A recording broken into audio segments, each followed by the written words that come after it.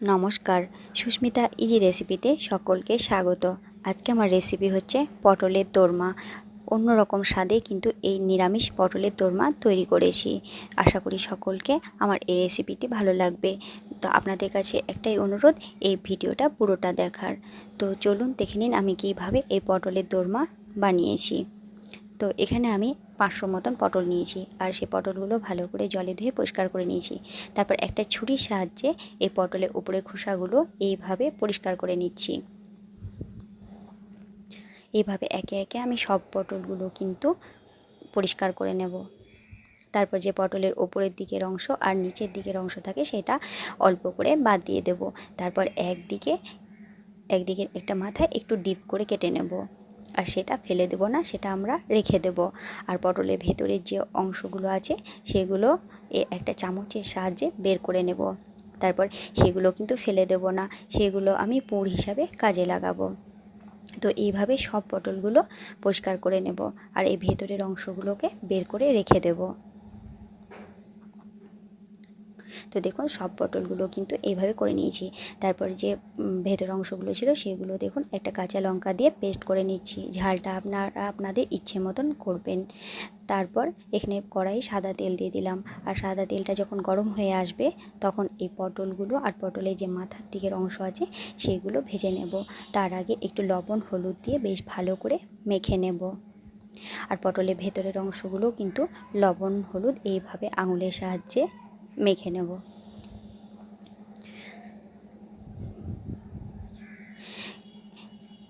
এটা একটা খুব সহজ রেসিপি, তাই আপনাদের কাছে অনুরোধ যে আমি যেইভাবে করছি আপনারাও কিন্তু সেইভাবে করে একবার খেয়ে দেখবেন। তারপর আমাকে কমেন্ট করে জানাবেন যে কেমন হয়েছিল এই দোরমা খেতে।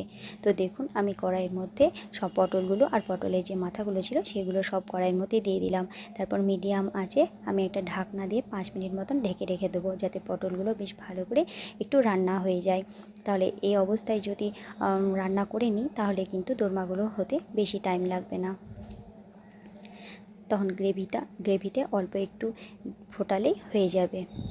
তো এবার 5 মিনিট মতন আমি ঢাকনা দিয়ে ঢেকে রেখে দেবো। তারপর 5 মিনিট পর ফিরে আসছি। দেখুন আমার 5 মিনিট হয়ে গিয়েছে, আর পটলগুলো দেখুন বেশ নরম হয়ে গেছে। এই অবস্থায় এবার একটা প্লেটের মধ্যে তুলে ঠান্ডা করার জন্য রেখে দেব। তারপর যখন পটলগুলো ঠান্ডা হয়ে যাবে তখন আমি কিন্তু বাকি কাজটা করব। যেমন একে একে সব পটল তুলে নিচ্ছি।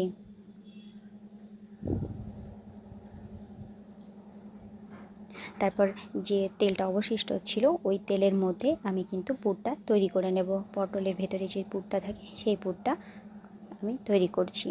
তো এখানে আমি 1 চামচ মতন জিরে ফোড়ন দিলাম, আর দিয়ে দিলাম 1 চামচ হলুদ, 1 চামচ লবণ, আর 1 চামচ মতন চিনি।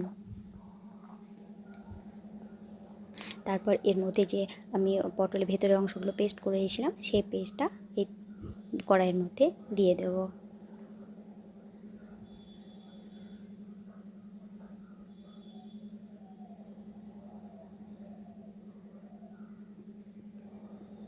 তারপর একটু নাড়াচাড়া করে নেওয়ার পর এর মধ্যে আমি দিয়ে দেব সয়াবিনের পুর। তো এই সয়াবিন দিয়ে কিন্তু আমি এই পুরটা তৈরি করব। এখানে আমি সয়াবিন 1 বাটি মতো নিয়েছি।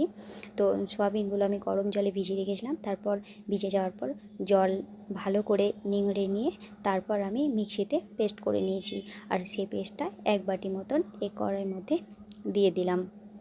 আর দিয়ে দিলাম আদা, কাঁচা লঙ্কা, মৌরি পেস্ট। তো মৌরির সেন্টটাও কিন্তু খুব ভালো লাগে, তাই এর মধ্যে দিলাম। যেহেতু এটা নিরামিষ তাই কিন্তু খুব ভালো লাগবে খেতে। তারপর মশলার সাথে বেশ ভালো করে সমস্তটাকে আমি নেড়ে চেড়ে নেব।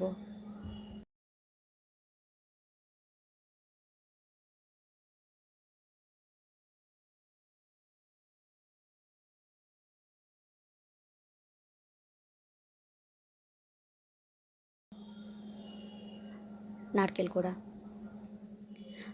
কোড়া দিলে কিন্তু এই পুরটার স্বাদ আরও বাড়িয়ে দেবে। আর এখানে 1 বাটি মতন আমি নারকেল কোড়া নিয়েছি। তারপর আবারও নেড়ে চেড়ে নেব। যখন দেখব আমার কড়াইতে শুকনো শুকনো হয়ে গিয়েছে পুরটা, তখন জানবো আমার পুরটা রেডি হয়ে গিয়েছে। তারপর পুরটাকে ঠান্ডা করে নেওয়ার পর কিন্তু পটলের মধ্যে ভরে দেবো এই পুরটাকে। তো দেখুন আমার পুরটা শুকনো শুকনো হয়ে গেছে। এবার গ্যাসের ফ্লেমটা বন্ধ করে আমি একটা প্লেটে তুলে রাখবো।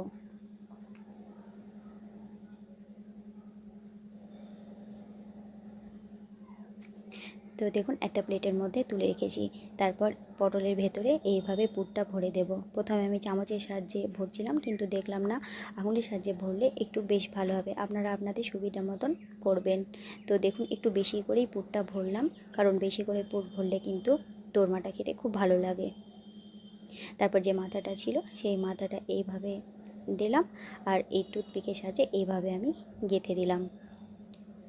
তো পটলটা যেহেতু নরম হয়ে যায়, তাই গ্রেভিতে দেওয়ার সময় কিন্তু ফুটতে লাগলে এই মাথাটা খুলে যেতে পারে। তো খুলে গেলেও কোনো চিন্তা করার কোনো ব্যাপার নেই, ভেতরের অংশটা বেরিয়ে আসে না। তারপর কড়াইয়ের মধ্যে আবার আমি সামান্য সাদা তেল নিয়ে নিলাম। এখানে আমি গ্রেভিটা তৈরি করব।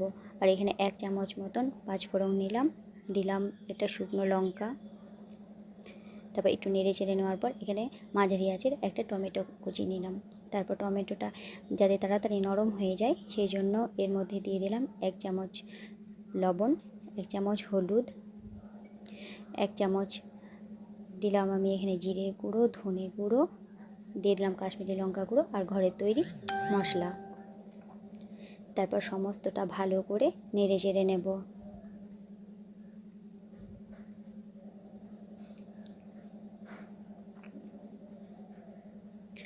দেখুন সমস্তটা এভাবে নেড়ে চেড়ে করে নেওয়ার পর দেখুন টমেটোগুলো অনেকটাই নরম হয়ে এসছে। এই অবস্থায় এর মধ্যে আমি দিয়ে দেব কাজু বাদাম বাটা। আর এখানে বড় চামচের 1 চামচ মতন কাজু বাদাম বাটা দেব। দেখুন আমি কিন্তু অন্যরকমভাবে কিন্তু এই নিরামিষ পটলের দোরমাটা তৈরি করছি, তাই আপনাদের কাছে একটাই অনুরোধ, এইভাবেও আপনারা তৈরি করবেন। তারপর দেখুন মিক্সিতে একটু লেগেছিল কাজু বাদাম বাটা, তাই আমি জল দিয়ে ধুয়ে আমি কড়াইয়ের মধ্যে দিয়ে দিলাম। তারপর আবারও রান্না করে নেব। তারপর যখন মশলা থেকে তেল ছেড়ে আসবে তখন এর মধ্যে দিয়ে দেবো আমি টক দই, আর দিয়ে দেবো তার আগে আদা কাঁচা লঙ্কা পেস্ট, আর এখানে আমি 2 চামচ মতন দিয়েছি। তারপর আবারও মশলাটাকে বেশ ভালো করে নাড়াচাড়া করে নেব।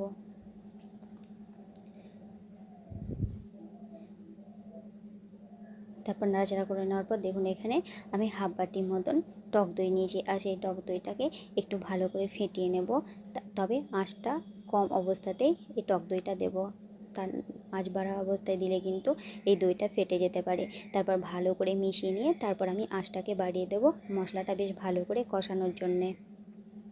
দেখুন সামনে তো পুজো আসছে, তাই এইভাবে আপনারা নিরামিষ পটলের দোরমা তৈরি করবেন, দেখবেন খুব ভালো লাগবে খেতে।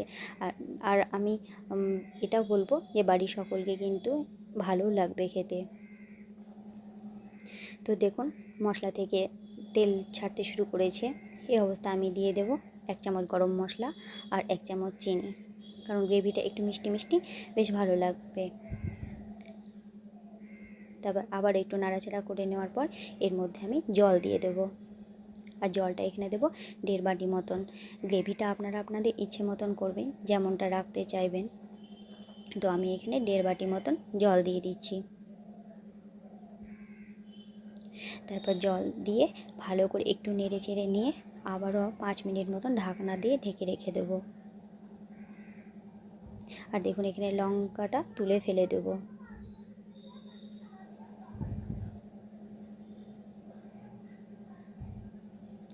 তারপর ঢাকনা দিয়ে তারপর ফিরে আসি। দেখুন আমার গ্রেভিটা ফুটতে শুরু করেছে। এই অবস্থায় আমি যে পটলগুলো ছিল সেই পটলগুলো দিয়ে দেবো একে একে।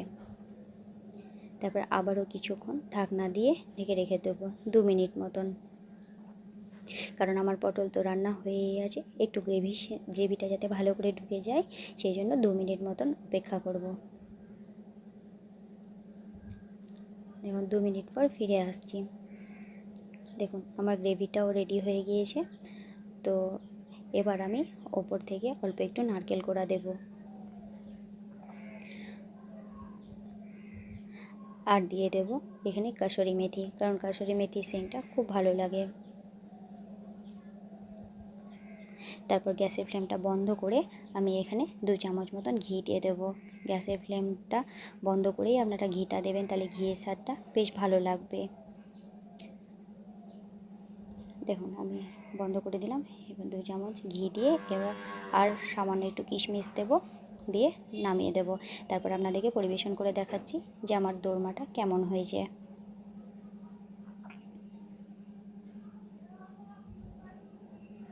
দেখুন আমি একে একে দেখাচ্ছি। তো মাথাগুলো দেখুন এক একটা ছেড়ে গিয়েছে, তো কোনো ব্যাপার নয়, ভেতরের পুরটা রয়ে গিয়েছে। তারপর দেখুন কি সুন্দর কালার এসছে, আর খেতেও কিন্তু খুব ভালো হয়েছিল। আর ওপর থেকে গার্নিশের জন্য আমি নারকেল কোড়া দিয়ে দিলাম কিছু কিশমিশ আর একটা কাঁচা লঙ্কা। তো আমার এই রেসিপিটা যদি আপনাদের ভালো লেগে থাকে অবশ্যই লাইক করবেন, শেয়ার করবেন, আর নতুন যদি বন্ধু হয়ে থাকেন তাহলে আমার চ্যানেলটিকে সাবস্ক্রাইব করে দেবেন, কারণ আপনাদের সাবস্ক্রাইব তো আমার ইচ্ছাটাকে আরও বাড়িয়ে দেবে। তো আমার এই রেসিপিটা দেখার জন্য অনেক অনেক ধন্যবাদ সবাইকে। ভালো থাকবেন, সুস্থ থাকবেন। আবার নতুন কোনো রেসিপি নিয়ে আপনাদের কাছে হাজির হব।